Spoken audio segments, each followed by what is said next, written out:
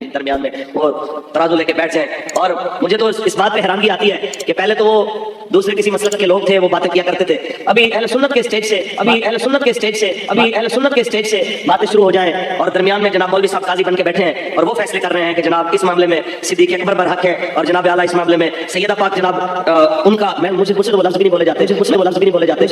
بولے جاتے. میں کہنا چاہتا ہوں کہ ایسے مولویوں کو خدا کا خوف کرو، اپنی اوقات دیکھو، کہاں تم اور کہاں سیدہ کی ذات. کہاں جب یہ نعرہ لگا بے خطا بے گناہ معاویہ رضی اللہ تعالیٰ عنہ،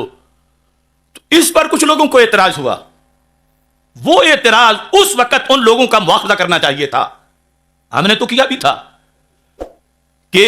یہاں حضرت سیدنا امیر معاویہ رضی اللہ تعالیٰ عنہ کو بے خطا اور بے گناہ کہنے سے مولا علی رضی اللہ تعالیٰ عنہ کا حق پر ہونا اس پہ کوئی ضرب نہیں لگتی. وہ اپنی جگہ حق پر ہیں اور یہ بھی بے خطا بے گناہ ہیں، کیونکہ ان کا گناہ اور خطا بمانا گناہ تب ہوتا جب ابتدائے اجتہاد میں ان کے دل میں دنیا ہوتی.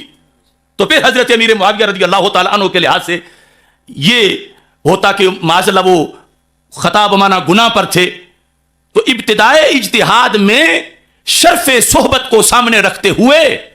کہ جن کی تجلیات 14 صدیاں بعد بھی دلوں کو روشن کر رہی ہے، تو جو ان کے سامنے بیٹھے تھے ان کے دل سرکار نے کتنے روشن کیے ہوں گے.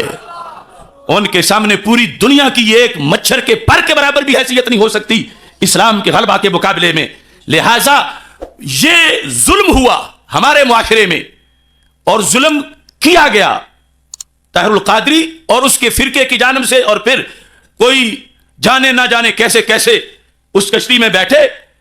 کہ حضرت امیر معاویہ رضی اللہ تعالیٰ عنہ کے بارے میں جب لفظ خطا کا استعمال کیا جاتا رہا جو صدیوں سے آ رہا تھا، اس لفظ خطا کو جرم بنا کے معاذ اللہ پیش کیا گیا، اس لفظ خطا کو گناہ بنا کے پیش کیا گیا، جبکہ 14 صدیوں کا اہل سنت کا عقیدہ تھا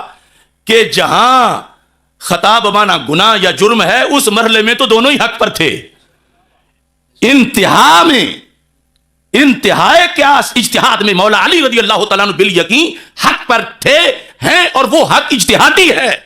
اور حضرت امیر معاویہ رضی اللہ تعالیٰ عنہ اس حق تک نہ پہنچ سکے کوشش بسیار کے باوجود، تو رب نے اس کوشش پر انہیں بھی ثواب عطا فرما دیا. اگر اس وقت یہ وضاحت کی جاتی یا کسی کی توجہ ان ماخذ کی طرف ہوتی، اگر وہ نہیں کر رہے تھے تو ہمارے لوگ مقابلے میں کھڑے ہو کر اسی دن سانپ کا سر کچلتے جو غلطی پھیلا رہا تھا. تو آج یہ عوام کو عجیب و غریب معلوم نہ ہوتا. عوام جو ہیں وہ بیاج کو پیاج نہ بناتے، بلکہ عوام تو بالآخر سمجھ گئے، لیکن جن خواص نے سمجھانا تھا وہ پتہ نہیں، خدا کرے ملے پیر کو بھی یہ توفیق، وہ دوسری جانب نکل گئے. جس وقت سیدہ عائشہ صدیقہ رضی اللہ تعالی عنہا کی خطا کا ذکر کیا جاتا رہا،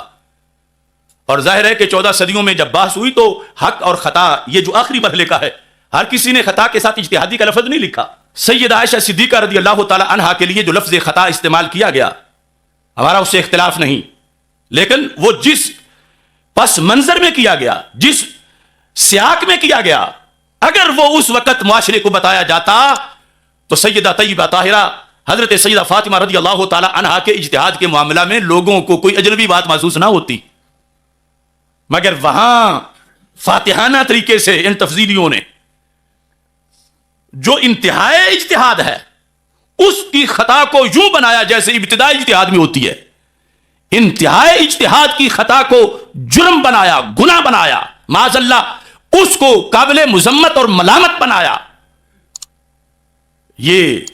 پوری دھاندلی تھی اہل سنت و جماعت کے ساتھ. تب لوگوں کے ذہن ایسے ہو گئے کہ خطا اجتہادی تو جرم ہوتا ہے.